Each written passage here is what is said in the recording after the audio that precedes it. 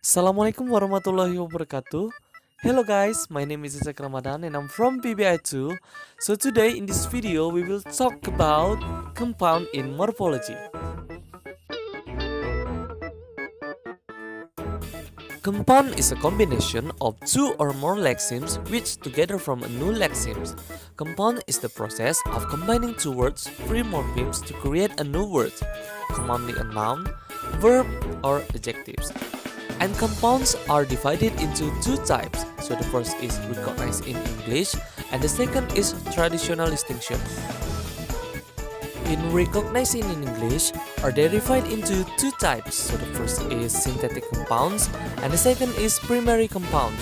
Synthetic compounds whose second member is derived with a verbal affix like ing, er, ed, or is a past participle. For example, breathtaking, watchmaker, and long tail. So, after the stems is added the verb with a variation form like verb 1, verb 2, verb 3, and verb ing. And primary compounds, which includes all other types. So it doesn't just end with a verbal affix, but also with noun plus noun, adjective plus adjective, and noun plus adjective.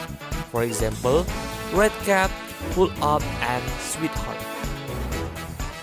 And the second types of compound is traditional distinction. Traditional distinction are derived into two types. So the first is endocentric compounds and the second is exocentric compounds. Endocentric compounds have a head in English, the right member which give the base meaning of the compounds as a whole. For example, mailman. So mailman is the who delivers the mail. And the second is exocentric compounds.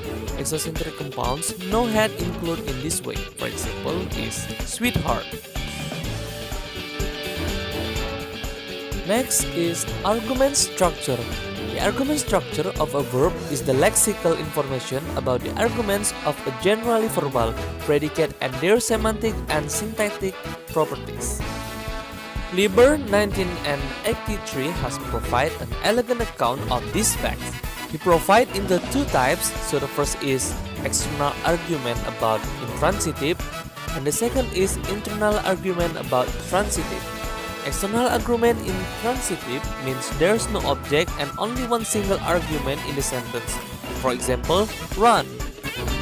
The verb run is intransitive and it takes a single argument, and the agent of the run is running.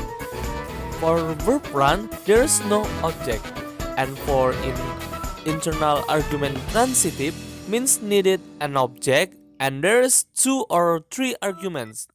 For example, tell. Tell is needed object. Next is gerundive compound. It is a compound formed from a noun plus a gerund.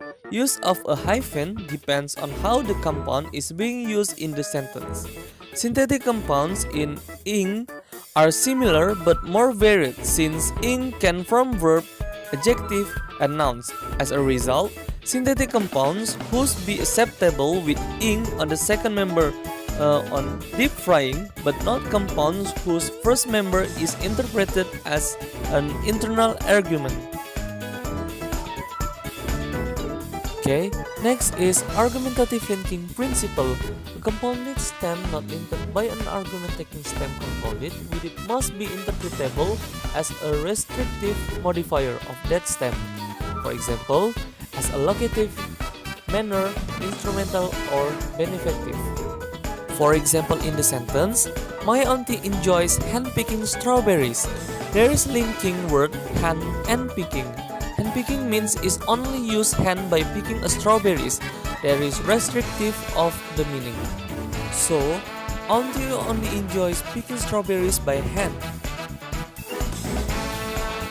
And the last is participle compound. Synthetic compounds containing passive participle are exemplified in point A and B, where once again we have two possible structures for a form such as hand-picked. In both cases, the argument structure of the verb percolates to the top node, and this argument structure must be satisfied outside the compound. Okay guys, I think that's all from all of my explanation. Thank you very much for your great attention and thanks for watching. And the last say, Wallahul muwaffiq ila aqwamit thoriq. Wassalamualaikum warahmatullahi wabarakatuh.